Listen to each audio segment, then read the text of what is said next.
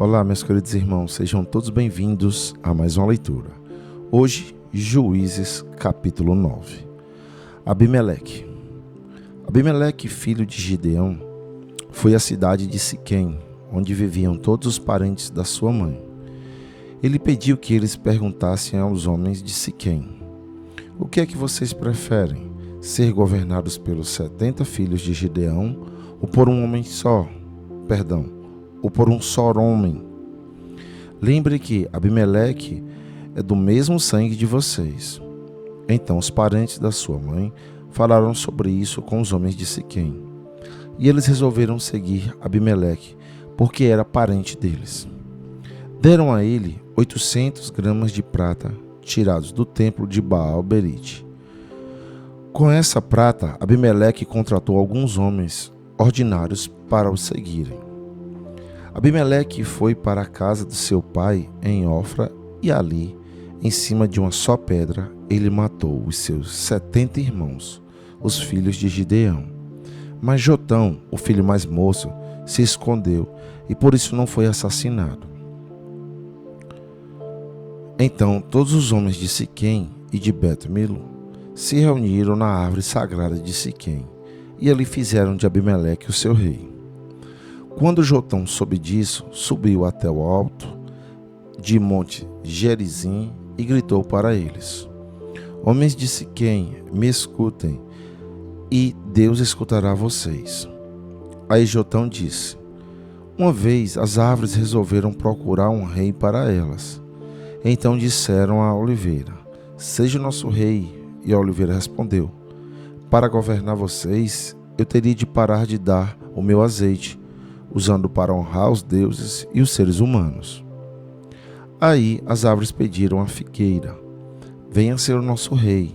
Mas a figueira respondeu: para governar vocês, eu teria de parar de dar os meus figos tão doces. Então as árvores disseram à parreira: venha ser o nosso rei. Mas a parreira respondeu: para governar vocês, eu teria de parar de dar o meu vinho, que alegra os deuses e os seres humanos. Aí todas as árvores pediram ao espinheiro: venha ser o nosso rei.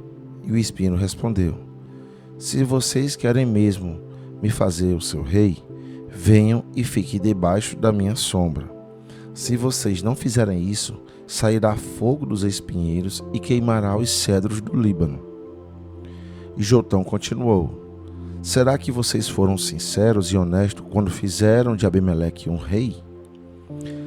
E será que vocês trataram Gideão e a sua família com decência e de acordo com o que ele merecia?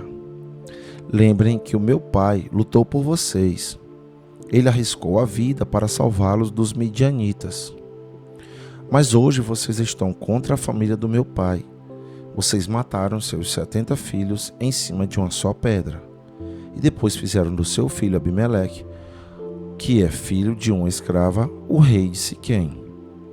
Fizeram isso somente porque ele é parente de vocês.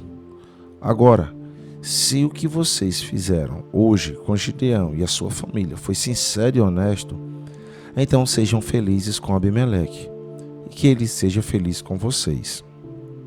Mas, se não, que de Abimeleque saia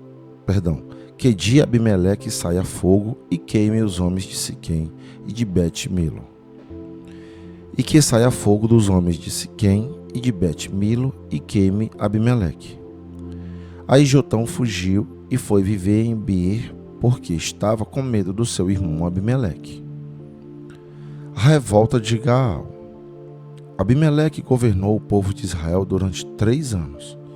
Então Deus fez com que Abimeleque e os homens de Siquém se odiassem, e eles se revoltaram contra Abimeleque.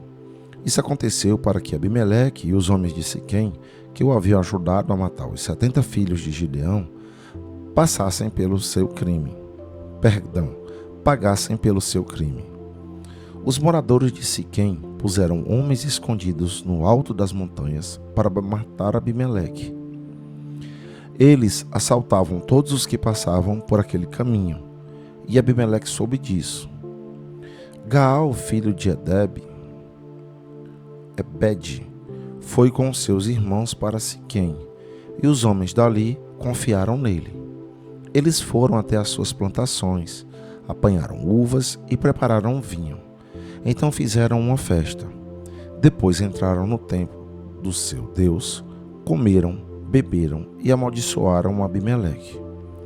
Aí Gaal disse: por que estamos sendo dominados por Abimeleque?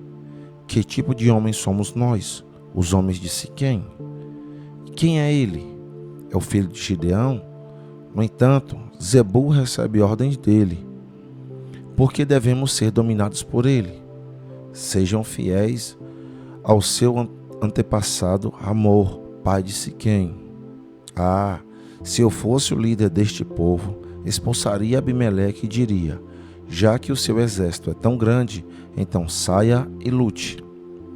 Zebul, o governador da cidade, ficou com muita raiva quando soube que Gaal tinha dito, e mandou mensageiros a Abimeleque, que estava em Arumá, para dizer a ele: Gaal, filho de Ebed, e os seus irmãos vieram a Siquém e estão atiçando o povo da cidade contra você. Por isso faça o seguinte: durante a noite, você e os seus homens saiam e se escondam nos campos.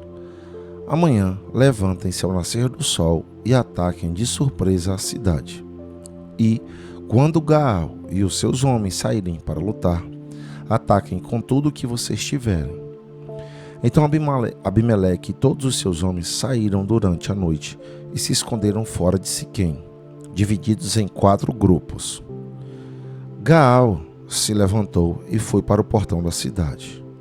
Aí Abimeleque e os seus homens saíram de onde estavam escondidos. Quando Gaal os viu, disse a Zebul: veja, vem gente descendo do alto das montanhas. Mas Zebul respondeu: não são homens, são as sombras das montanhas. Porém Gaal disse: veja, vem gente descendo bem da nossa frente, e um grupo vem vindo da árvore sagrada.